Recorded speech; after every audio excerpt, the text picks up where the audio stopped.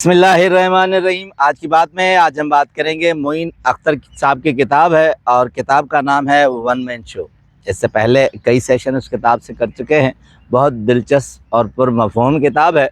आज जो अब जिस चैप्टर का हम जिक्र कर रहे हैं वो है मेहदी हसन ख़ान साहब और लता जी का जिक्र है। बहुत दिलचस्प वाक़या है। मोइन अख्तर कहते हैं कि मेहदी हसन साहब से मेरी मुलाकात 1973 में हुई, जहां हम कई गैर मुल्की दौरों पर गए थे, जिसमें अमेरिका, कनाडा, कतर, बहरीन और बहुत सारे और दूसरे फ़नकार जैसे फ़रीदा खानम हो गई, दूसरे फ़नकार हो गए, तो हम साथ कई सफ़र कर चुके हैं।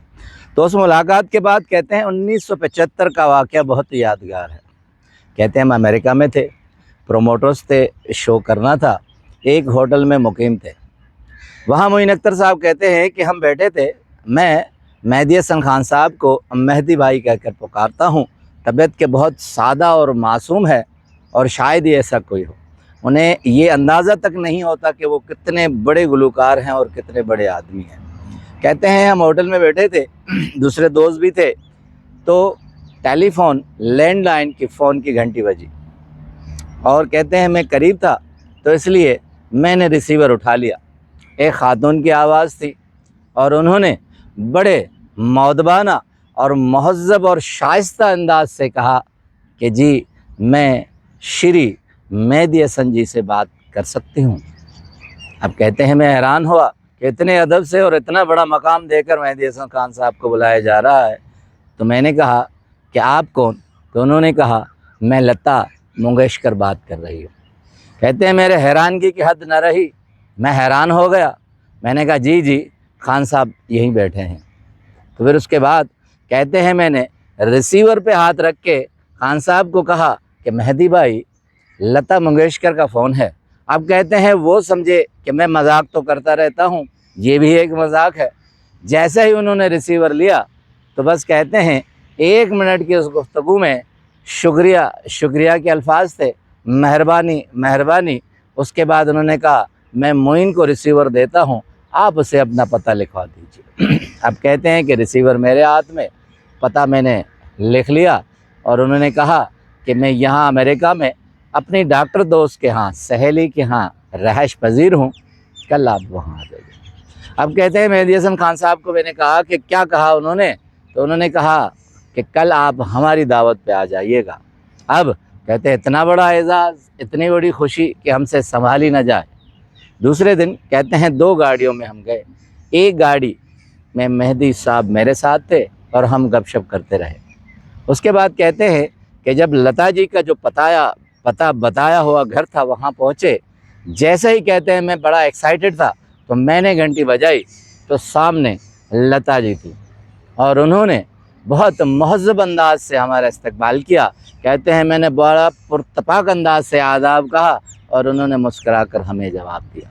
जैसे ही कहते हैं ख़ान साहब को देखा और उसे कहा कि आज मैं बहुत ही खुशनसीब हूँ कि मैं अपने सामने मौसीकी के भगवान को देख रही हूँ।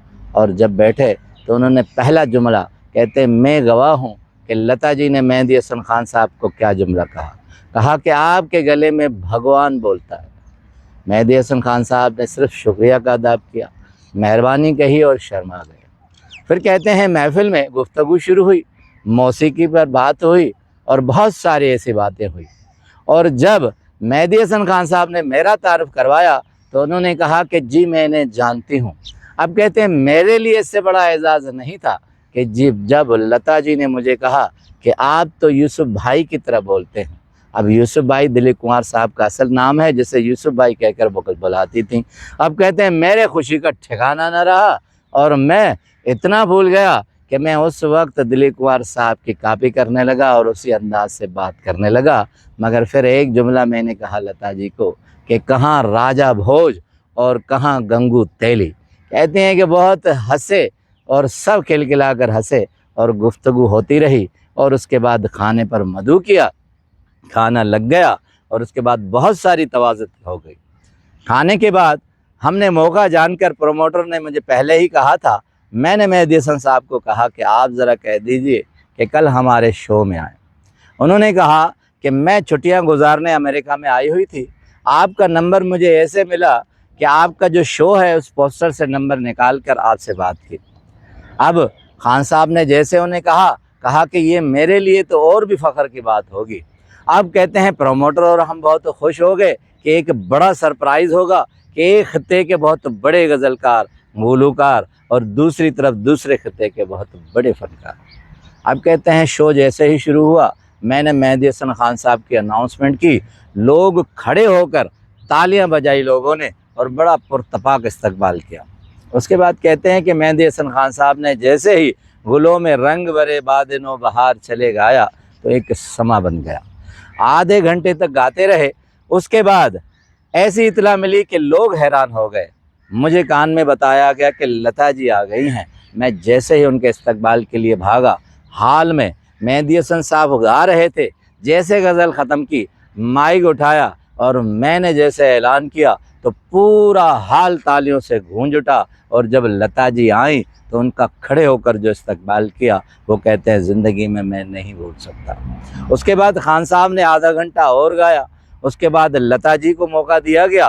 कहते हैं ये ज़िंदगी का बहुत बड़ा और यादगार शो था, जो कि आवाम ने भी बहुत महसूर हुए और हम भी बहुत ही उस महफ़िल से लुत्फ़अंदोज़ हो गए। अब कहते हैं कि खान साहब एक ऐसी शख्सियत हैं जो कि कभी भी जताते नहीं, कभी भी बताते नहीं, मगर मौसीकी में बहुत बड़ा नाम है। अगर हम इंडिया से पाकिस्तान तक ले जाएं किसी भी गुलूकार गज़लकार को, शायद ही ऐसा कोई गुलूकार हो जो उसके अंग और उसकी कापी न करता हो। जैसे जगजीत सिंह है, पंकज उदास है और अनूप जलोटा है। बहुत सारे वो लिखते हैं कि सब इनकी कहीं न कहीं कापी ज़रूर करते हैं। आखिर में एक खूबसूरत बात लिखते हैं कि बरसगीर का ये पहला और शायद आखिरी ऐसा गुलूकार हो जिसको हिंदुस्तान में बुलाया गया था, पार्लियामेंट में दावत दी गई थी और खड़े होकर सब ने उसका इस्तकबाल किया था और डेस्क पर तालियां बजाई थी। और वो इंदिरा गांधी थी और पार्लियामेंट के दूसरे मेंबर थे। कहते हैं कि इंदिरा गांधी हो या नेपाल का शाह बरिंद्रा हो या ज़ाहिर शाह अफ़गानिस्तान का हो, सब मेहदी हसन खान साहब के बद्दा है। एक खूबसूरत और कीमती जुमला मोइन अख्तर साहब लिखते हैं, कहते हैं कि मेहदी हसन ना आज तक पैदा हुआ है, न मेहदी हसन दूसरा कोई पैदा होगा। आपका बहुत बहुत शुक्रिया।